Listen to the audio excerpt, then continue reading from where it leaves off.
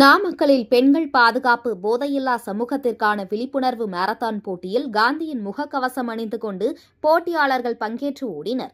நாமக்கல் மோகனூர் சாலையில் உள்ள தெற்கு அரசு ஆண்கள் மேல்நிலைப் பள்ளியில் தனியார் அமைப்பு சார்பில் அக்டோபர் 2ஆம் தேதி மகாத்மா காந்தியின் 156வது ஆண்டு பிறந்த நாளையொட்டி பெண்கள் பாதுகாப்பு போதையில்லா சமூகத்திற்கான விழிப்புணர்வு மாரத்தான் போட்டி நடைபெற்றது. இதில் நாமக்கல், திண்டுக்கல், கரூர், சேலம் உள்ளிட்ட மாவட்டங்களில் இருந்து சிறுவர்கள் முதல் பெரியவர்கள் என சுமார் 300க்கும் மேற்பட்டோர் கலந்து கொண்டனர். இந்த போட்டிகளை நாமக்கல் பாராளுமன்ற உறுப்பினர் மாதேஸ்வரன், எம்எல்ஏ ராமலிங்கம் ஆகியோர் கொடியசைத்து துவக்கி வைத்தனர். அக்டோபர் 2ஆம் தேதி காந்தி பிறந்த நாளையொட்டி மாரத்தான் போட்டியில் கலந்து கொண்டவர்கள் காந்தியின் முகக்கவசம் அணிந்து கொண்டு ஓடினர்.